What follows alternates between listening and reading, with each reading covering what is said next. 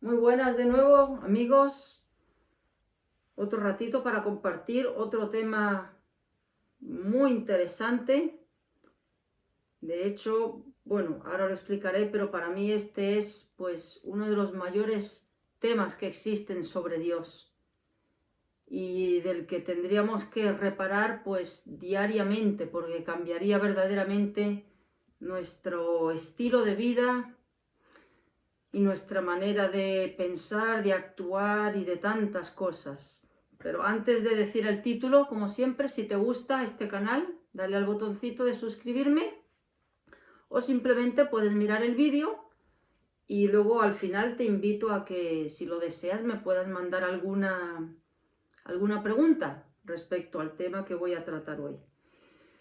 Bueno, el tema es, Dios tiene muchos atributos: la justicia, la ira, la misericordia, el atributo de la bondad, todopoderoso, omnisciente, omnipresente.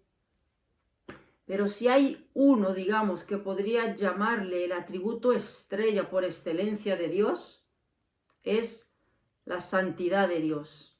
Ese para mí es el atributo estrella de Dios.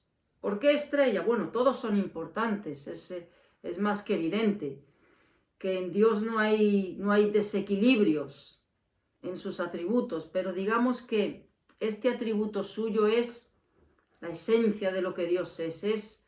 Dios es santo, santo, santo. Y es un verdadero milagro, un absoluto milagro que Dios pueda relacionarse con seres tan impuros, tan manchados y tan contaminados por el pecado. Esto es verdaderamente un verdadero milagro. Es ahí donde vemos verdaderamente el significado de lo que supuso la obra de Cristo en la cruz. El poder que tiene la sangre de Cristo de hacer posible que un ser tan santo, como ahora vamos a hablar, pueda tener relación con seres tan manchados y tan injustos. Pues eso es de lo que vamos a hablar este ratito.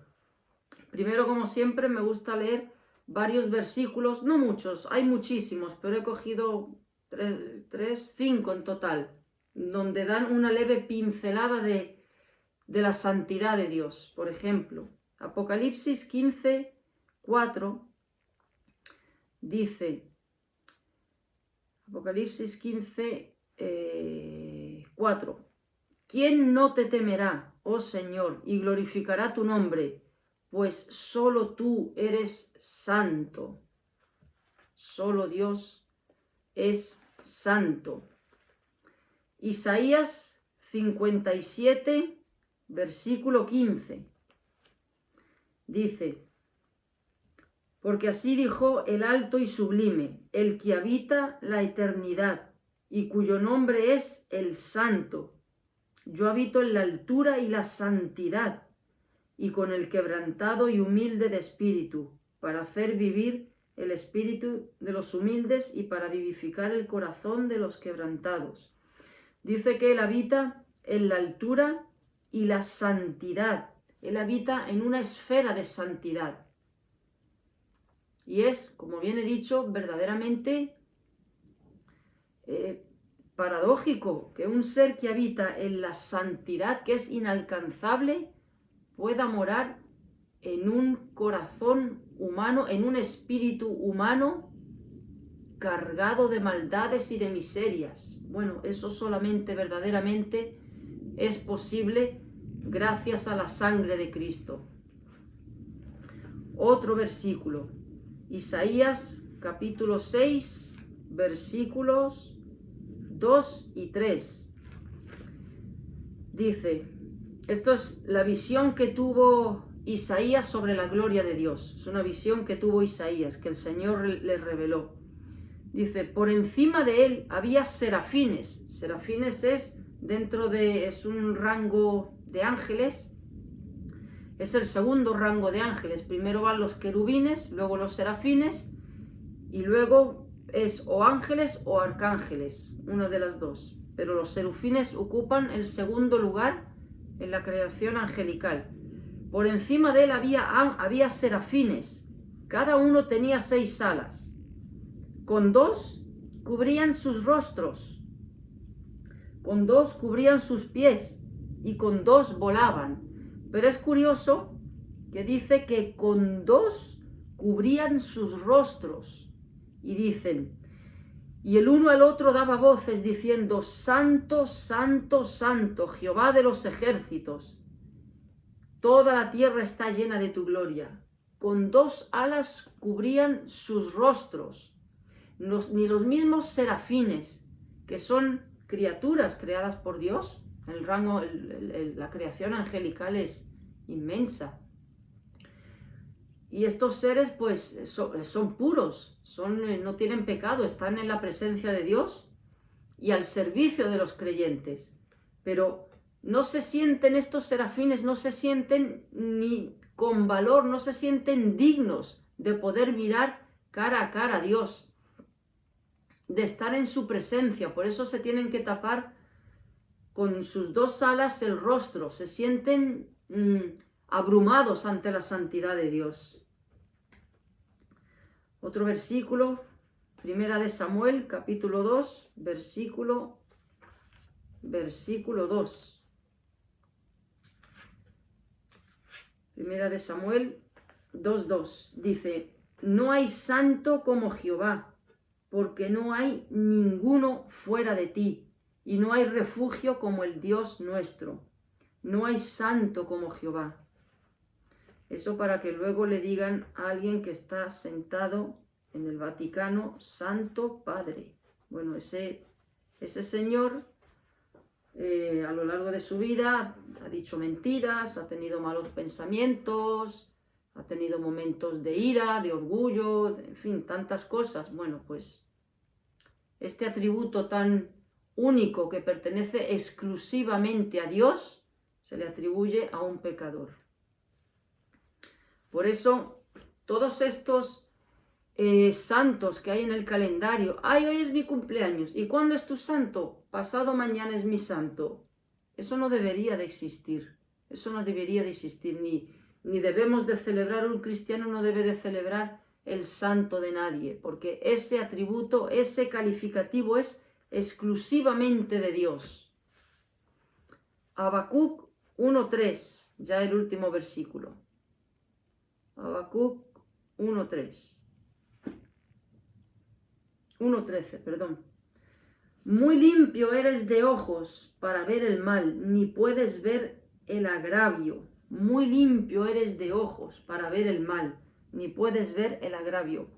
El ser humano verdaderamente, nosotros no somos, aún los que estamos ya lavados en la sangre de Cristo, aún los creyentes nacidos de nuevo, no tenemos la dimensión, no tenemos, digamos, la profundidad de lo que significa que Dios es santo.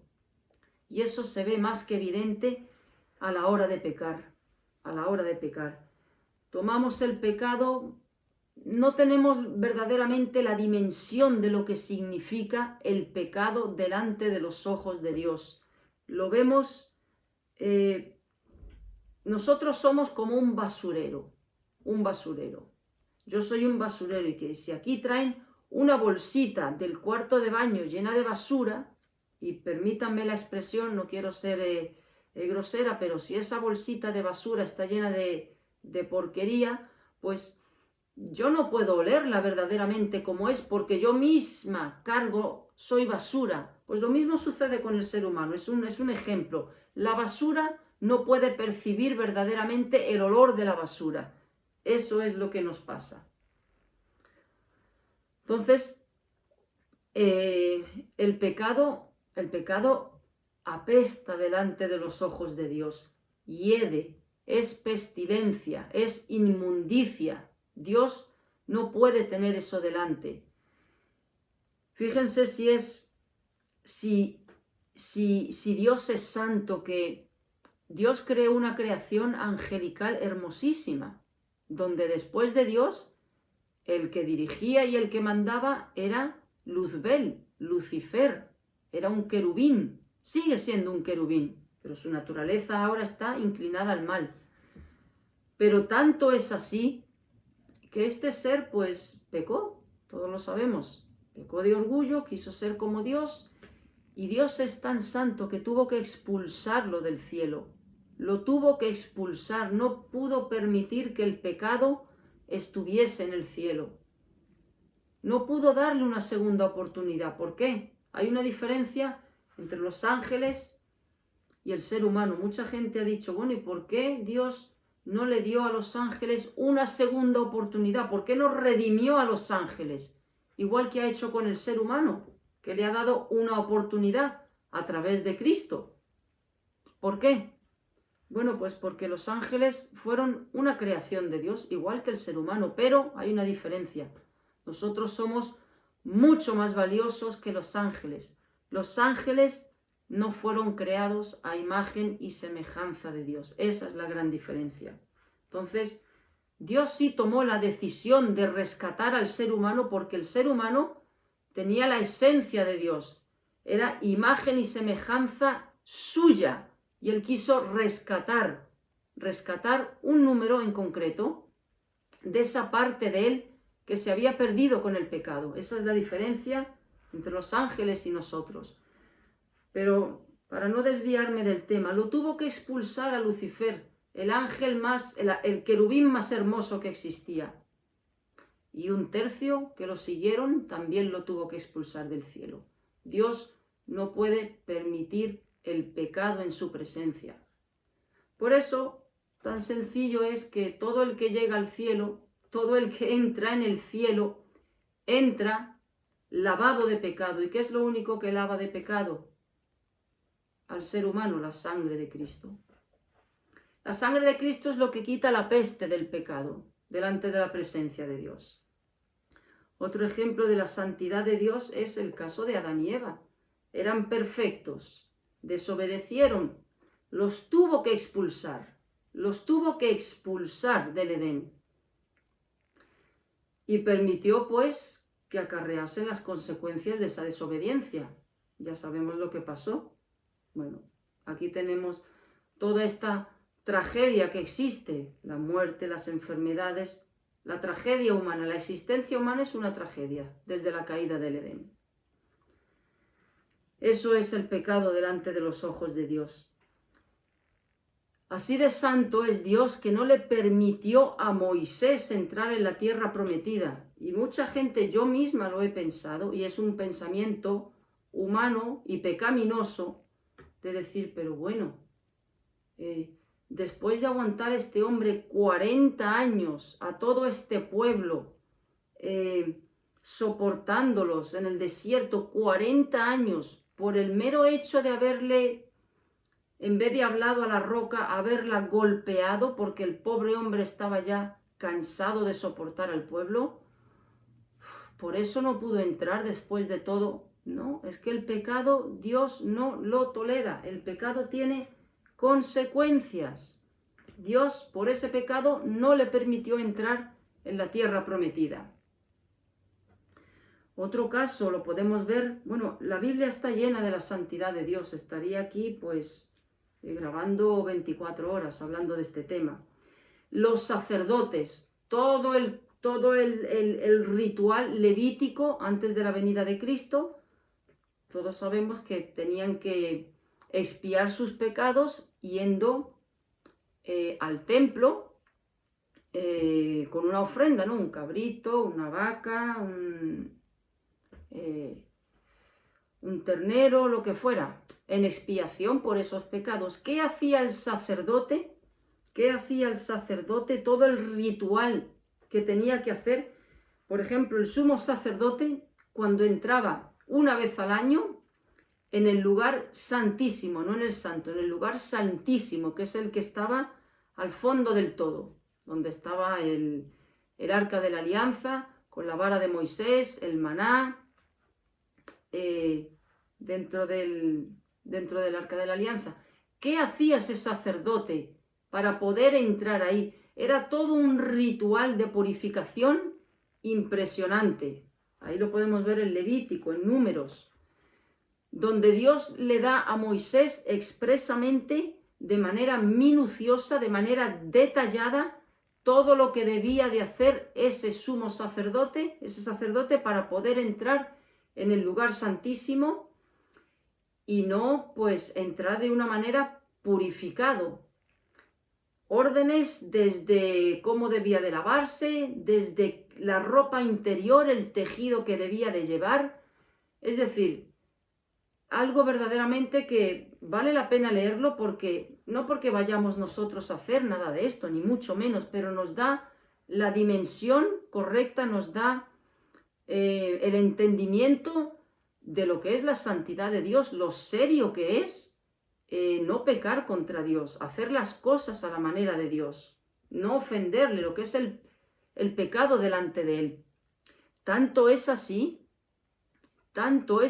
que ese sumo sacerdote que entraba una vez al año en el lugar santísimo para expiar los pecados del pueblo, entraba llevaba unas campanitas, este atuendo que llevaban, por si le pasaba algo dentro, pues, que esa campanita, pues, al moverse, pues, sonase. Y entraba con una cuerda, por si moría en el lugar santísimo, pues, pudiesen sacarlo con esa cuerda y no entrar alguien ahí dentro. A tal grado llega la minuciosidad de Dios, las órdenes que Él dio con respecto a la santidad que el ser humano tiene que respetar de Dios. Otro punto, por ejemplo, es la fulminación de Uza. Yo esto me lo he preguntado tantas veces. Planteamientos humanos, pero me han dado, digamos que estos planteamientos humanos, la dimensión de lo serio que es el pecado delante de los ojos de Dios. Uza era uno del pueblo hebreo que iba sosteniendo el arca de la alianza. Y estaba prohibido, Dios dio un mandato de que nadie podía tocar el arca de la alianza. Nadie, absolutamente nadie, salvo las personas autorizadas, que eran pues los levitas, ¿no? Quien él había designado para ello. Estaba completamente prohibido tocarlo. ¿Qué es lo que hizo Uza? Bueno, pues él iba sosteniendo el arca de la alianza y pasaron por un terreno pues que había un terreno pues muy rocoso, muy difícil de andar, y el arca pues se iba moviendo, y para evitar que se cayese el arca, una buena intención, sujetó el arca para evitar que cayese al suelo. ¿Qué pasó? Dios lo fulminó. Ahí mismo cayó muerto Uza. Y esto lo podemos trasladar a hoy en día, en decir, pero bueno, es una buena intención, Dios lo que mira es la intención. No, Dios lo que mira no es la intención, Dios mira la obediencia. Y si Él da una orden, por mucho que entre en nuestra mente de, bueno, pero es una buena intención, pero bueno, lo hice con esta intención. Bueno, pero Dios vio que era por este motivo. Dios no mira intenciones, Dios mira obediencia. Eso es lo que mira Dios. Y Dios lo fulminó a Uza. Lo fulminó. ¿Qué pasó con Ananías y Zafira? ¿Qué pasó? Que mintieron. ¿Y qué hizo Dios? Los fulminó primero a él y luego a ella. Por encubrir la verdad. Por no decir toda la verdad. Toda la verdad. Bueno, pues la Biblia está cargada de ejemplos así. Y esto nos tiene que llevar a meditar verdaderamente qué relación tenemos no solo con Dios, sino con el pecado. Porque pecar es atentar contra la santidad de Dios. Dios no toma a la ligera ni un acto pecaminoso, ni una palabra pecaminosa, ni una motivación pecaminosa, ni un pensamiento pecaminoso, todo eso es un atentado directo a la santidad de Dios. Esto nos debe de llevar verdaderamente a vivir en temor, pero en temor no porque vayamos a perder la salvación, ni porque Dios nos vaya a mandar un rayo del cielo, no, no, no, no. Temor, verdaderamente, si amamos a Dios, temor a ofenderle, porque yo me pregunto, si pudiésemos, es imposible, pero si pudiésemos tener un registro correcto, de todos los pecados que cometemos al día, y mucha gente dirá, bueno, yo hoy no le he hecho nada malo a nadie, no he hecho esto, no he hecho lo otro, no he hecho esto. No, no, no. De lo que menos pecamos es de actos, es de lo que menos pecamos. Yo me atrevería a decir que el 80%, si no me equivoco, quizá podría decir hasta un 90% de nuestros pecados residen en motivaciones y en pensamientos, antes que en palabras, Porque muchas veces pensamos algo, sentimos algo, pero se queda aquí. La prudencia la ponemos en práctica, pero el pecado lo hemos cometido, pero no ha salido por aquí. Entonces, cada pensamiento que malo que tenemos, cada mala motivación, cada omisión de hacer un bien, y sabemos que tenemos que hacerlo, es un atentado a la santidad de Dios. Si pudiésemos, si Dios nos pusiese a la hora de acostarnos en la cama, bajase una hojita del cielo y nos pusiese delante número de pecados cometidos en el día, nos asustaríamos. No somos conscientes de ese número, pero yo me atrevo a decir que es muy elevado, muy elevado. Por eso, la oración más importante que debe de hacer el cristiano no es la salud, no son las cosas de esta vida. La oración más importante que debe hacer el cristiano es la que dijo David por aquí en el Salmo, no me acuerdo qué era. ¿Quién podrá entender sus propios errores? Líbrame de los que me son ocultos.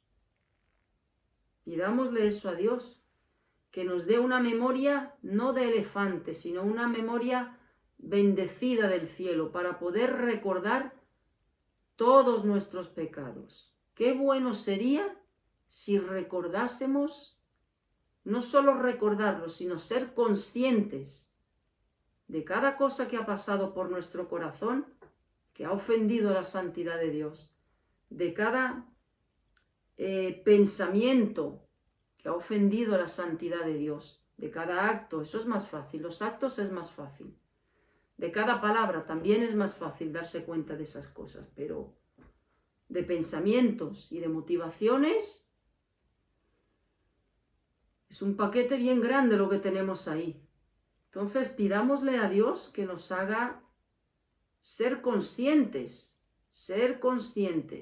Por eso es tan bueno leer los evangelios, porque ahí vemos la conducta de Cristo, ahí vemos sus reacciones, ahí vemos sus motivaciones, ahí vemos cómo era Él en vida y vemos la gran diferencia que nos separa de Él.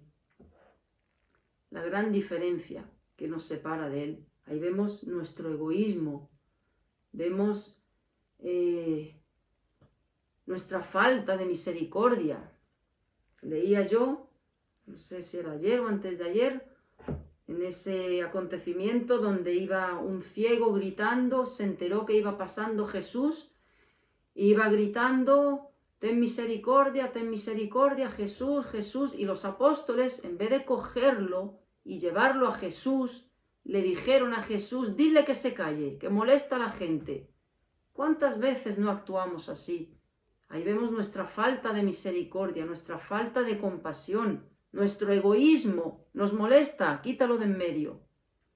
Todo eso son pecados a la santidad de Dios, todo eso ofende la santidad de Dios. Por eso que es que el pecado es como una gotera que se va colando, aunque sea por una rendijita muy pequeñita, por ahí se cuela el pecado. Y si levantásemos la moqueta, lo que tenemos es, pues, está podrida la moqueta por abajo. Eso es lo que hace el pecado en nuestro corazón, en nuestra vida. Dios es tan santo, tan santo, tan santo, que no va a tomar por inocente al culpable. Al creyente no lo ha tomado por inocente. No, no, no, no. Lo ha tomado por culpable. Lo que pasa es que nuestros pecados los castigó en la persona de Cristo, pero Él no nos perdonó sin castigar el pecado. Por eso Dios es santo. La santidad exige castigar lo malo. La santidad, digamos, que va ligada al atributo de su justicia. Dios es tan santo que no puede dejar entrar en el cielo a nadie, pero absolutamente a nadie, sin ningún con un solo pecadito. Por eso, qué ilusión qué mera ilusión ficticia es las personas que dicen, bueno, yo creo que mi balanza de buenas obras va a pesar más que las malas obras. Bueno, no importa si tu balanza de buenas obras está así de alta, pero resulta que en la balanza de malas obras hay un solo pecadito. Ya no puedes entrar en el cielo. Para entrar en el cielo no se puede tener ni un solo pecado, ni uno, porque Dios es santo. La santidad no puede tener el pecado, apesta, hiede. Es como irse al cementerio y pedirle al enterrador del cementerio, mire usted, y voy a poner un ejemplo un poco desagradable, pero es eso es el pecado delante de Dios. Y uno le dice al enterrador, mire, aquí se murió mi papá hace 2 meses. Yo quiero verlo, por favor, abra la tumba. Excave y abra la tumba que yo quiero verlo por última vez. Bueno, abre la tumba, levanta la lápida. ¿Y qué hay ahí? Bueno, en primer lugar hay que llevarse una bolsa. Y estoy poniendo un ejemplo muy desagradable, pero es eso, el pecado es eso, delante de los ojos de Dios. Una bolsa para vomitar, porque el hedor que desprende un cadáver putrefacto, yo no lo he olido, ni quiero olerlo, pero según tengo entendido, te entran arcadas en ese momento. Eso es el pecado delante de Dios. Y eso es un mal pensamiento como un crimen cometido de manera física. Así huele el pecado. Pero nosotros somos tan pecadores, este es nuestro terreno, el pecado es nuestro terreno, es nuestra naturaleza, el pecado. Somos como esa, aquí en el Nuevo Testamento, esa parábola que dice, el puerco vuelve a la charca a revolcarse, no le eches colonia, no la va a apreciar. Pues nosotros somos como cerdos, nos gusta el lodo, porque esa es nuestra naturaleza. Pero qué bueno es Dios, que nos ha dado una nueva naturaleza. Y ahí es donde verdaderamente, al meditar en la santidad de Dios, lo santo que es, bueno, cabe decir también que en el Antiguo Testamento Dios no le permitió a Moisés verlo cara a cara. Cara a cara Dios no lo vio a través de la zarza, pero cara a cara no, porque hay un versículo que dice, no hay hombre que me vea y pueda vivir. Entonces, a Dios Padre, nadie lo ha visto cara a cara. No lo podría resistir el ser humano. ¿Qué le pasó a Moisés? Moisés vio la gloria de Dios, pero no vio a Dios cara a cara, no lo vio. Vio la gloria de Dios, pero cuando él bajó del monte Sinaí con las tablas, su rostro resplandecía de la gloria de Dios. Entonces, me meditando en todo esto de la santidad de Dios, es verdaderamente, ahí es donde podemos poner al mismo tiempo, pensar en la sangre de Cristo, qué poder tiene esa sangre para que seres que apestan como este cadáver que he descrito, putrefacto, de 2 meses, y voy a describirlo, sí, eso tiene que desprender un hedor que no se puede estar al lado. Así huele el pecado delante de Dios.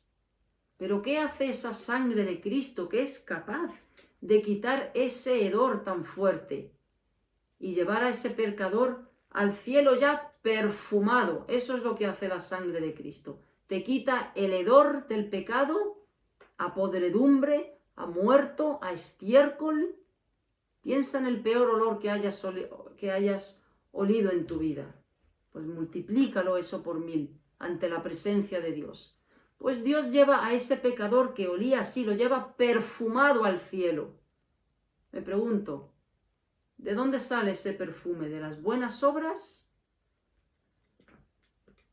¿De la religión?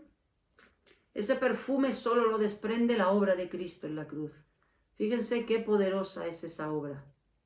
Qué grande es que pueda Dios permitir entrar en el cielo toda esta calaña de gente, pero ya perfumada. Por eso, amigo, no te creas lo de la balanza, porque el problema es que la balanza, no puede haber ni una sola mala obra en esa balanza. Esa mala obrita, ese pecadito que tú dices que no es tan grave, para Dios, a Dios le costó la cruz. Nadie va a entrar al cielo por el método de la balanza. Nadie.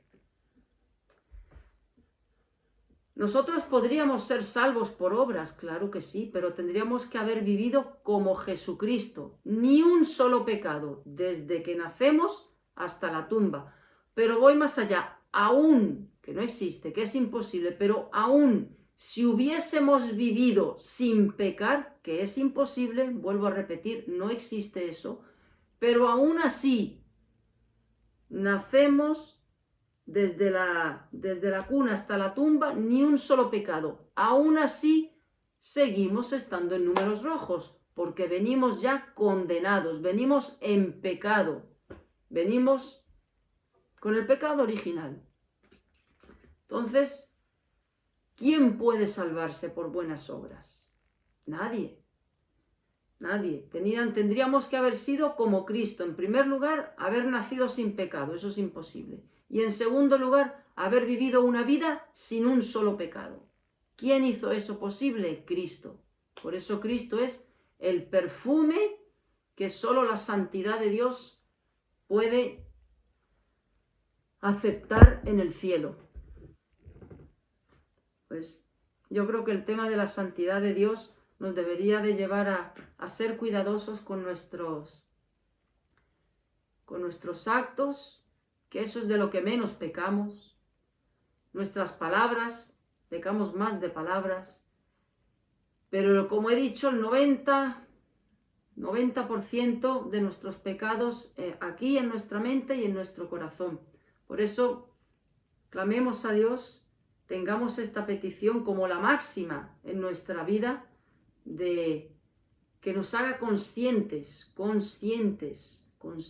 porque no somos conscientes de tantos pecados que andan por la cubierta de nuestro corazón y por la corteza de nuestra cabeza. Y no nos damos cuenta. Y son atentados a la santidad de Dios. Dios es santo y se aira por esos pecados, como se aira también por una mala acción o por cualquier pecado escandaloso, digamos. No minimicemos el pecado, porque Dios no lo minimiza. Lo que pasa es que somos tan depravados, somos tan corruptos, cristianos, ahora me dirijo a cristianos, sí, cristianos, somos tan mezquinos, somos tan desagradecidos, que olvidamos lo que hizo Cristo en la cruz y vemos el pecado como, bueno, la carne, estamos en la carne. Sí, pero es que la carne, ese pecado le costó a Cristo la cruz. Pero así de desagradecidos somos, que no valoramos. Cuando pecamos no valoramos lo que hizo Cristo. No valoramos. Entonces meditemos en la santidad de Dios.